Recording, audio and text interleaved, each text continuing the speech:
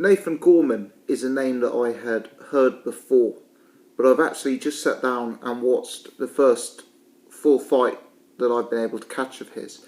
It's currently available on Hatton Boxing TV.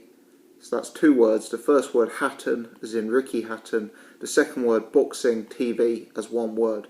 And it's Nathan Gorman versus Tomas Mrazek. Gorman wins by stoppage and moves to 5-0 off the back of this win. Just a bit of background, much hyped amateur.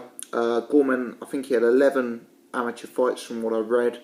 Was drafted straight into the Team GB setup, won a few notable tournaments. And at the age of 19, decided to go pro when Ricky Hatton was able to stick a pro contract under his nose. So we're talking about a guy here who's extremely young, extremely inexperienced. Only 11 fights as an amateur, only 5 fights as a pro. And I guess given that lack of experience, it's no surprise that the first 5 opponents that he's been in with have been of a journeyman standard. And they're the kind of names that you expect to see coming up over and over again on a young prospect's ledger. I mean, this guy, Tomas Mrazek, I know he's been in with the likes of Ian Lewison, Gary Cornish, Nick Webb. You know, he seems to be the kind of guy who's being brought over routinely to lose to young British heavyweight prospects. So I'm not getting excited about Gorman based on the fact that he's beating these guys, but I'm getting excited about him having actually spent some time watching him in the ring. You know, having watched this fight, and I urge you guys to check it out, he looks like a really interesting prospect. I'm going to touch on a couple of things that he has already that gets me excited about him. Firstly, and I've only watched one fight on an iPhone, so I'm not going to pretend that I've seen it in its full glory. But firstly, the guy appears to have extremely quick hands for a big heavyweight. To my eye, he was throwing punches very, very quickly. And as you know, in the heavyweight division, if you've got fast hands, you're beating 60-70% of the guys out there, because there's a lot of slow, plodding types in the heavyweight division. Secondly, he appears to my eye to have very good body punching capability. In fact, maybe he's even a bit too heavy on the body punching. He often leads, or he certainly did in this fight with Tomas Mrazek, with a hook to the body. But he appears to be a very good body puncher. He looks for that gap between, you know, the bottom of the elbows and the waist, and he looks to dig in powerful hooks with bad intentions to the body. He seems to have decent punch variety. You know, it's early days in his career, but he's throwing nice hooks. He's throwing to the body. He's got a decent uppercut in his armoury as well. And already, to me, I'm building a picture of a heavyweight, you know, with a few tools in their locker. I don't want to denigrate people who fight at Southern area level. It's certainly something that I could never get to. But if you look at heavyweights who are fighting at Southern area level or English level, they tend to be big guys, scrappers, but somewhat basic, somewhat plodding types. There are a few exceptions, of course. But this guy, for me, appears to have a high upside. He does a lot right. He's got fast hands, he's got good technique, he goes to the body well, he's got punch variety. Defensively as well, he also looked interesting for me. Gorman appears to have very good reflexes and quick reactions, and he counters well because of that.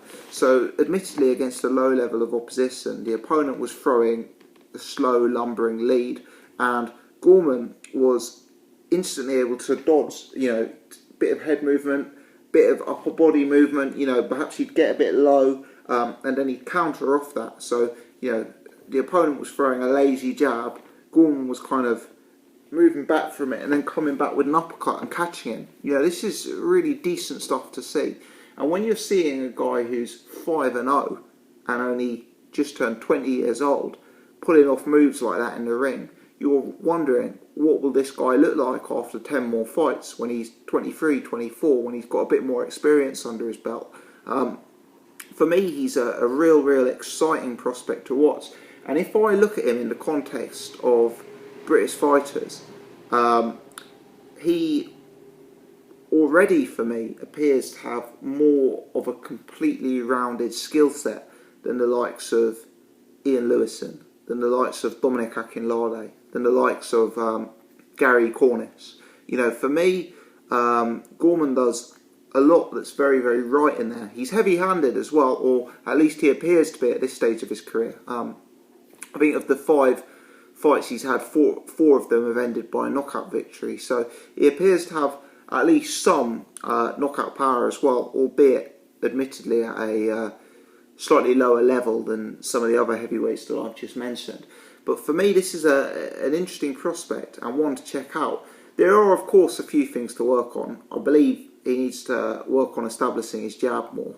That body punching is one of his best assets, and I'm not saying he should stop doing that, but the way he constantly leads with the body work, it may be more effective if he set up a consistent and strong left jab to make sure his opponent's hands are up high and then drop to the body. You know, that may actually work nicer for him over the course of a few rounds when he's facing a slightly higher level of opponent. So I think he needs to utilise the jab, not neglect the jab.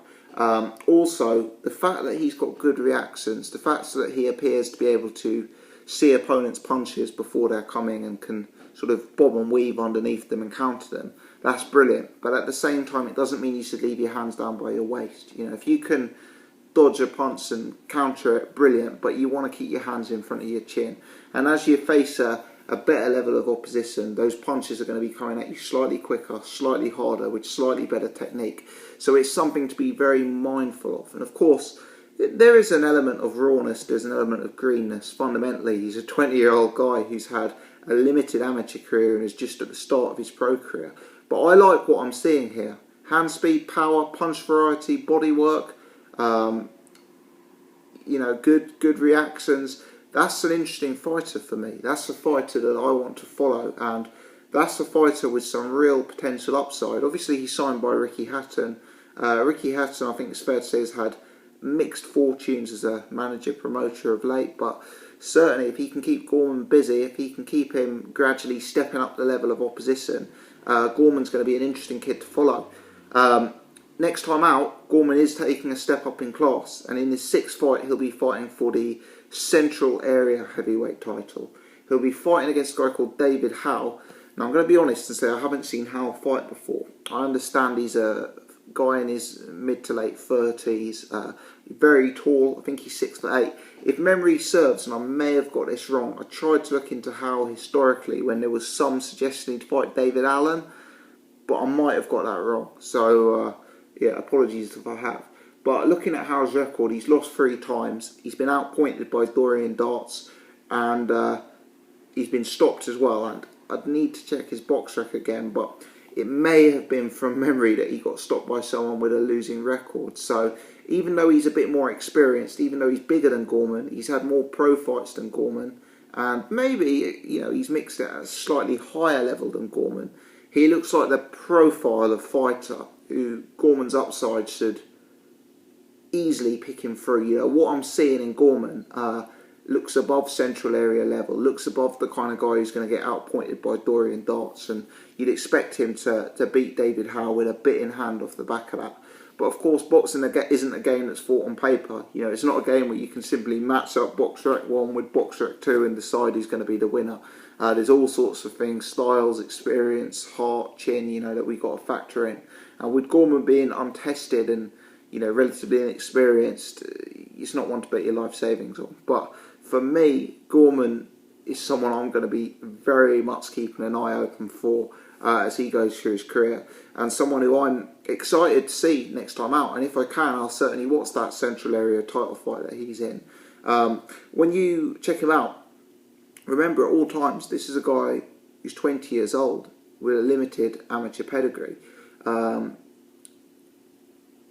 was really taken aback. You know, sometimes you look at a fighter and instantly you get the impression that they know what they're doing in the ring, that they've got a bit of class, that they've got a bit of pedigree. You know, I don't want to be rude about British heavyweights, but if I look at Dillian Whyte at the minute, if I look at Gary Cornish, if I look at Ian Lewison, you know, these are guys who are much more highly rated, but I don't look at them and instantly think, wow, this guy knows what he's doing. This guy's top draw. This guy's got all sorts of attributes that would give people problems. When I look at Gorman, not only do I think he's got that, but I also think he's got a huge upside ahead of him given his age and inexperience. Let me know your thoughts, people. Am I getting gassed up over nothing here? Do you agree with me? Have you seen the fight? How highly do you rate Gorman and his future prospects? If you've enjoyed this video, please do give it a thumbs up. That will help me spread the word to a wider audience. If you're new to the channel, please hit the subscribe button so you can check out my other stuff. As always, appreciate you guys tuning in. Many thanks indeed for watching.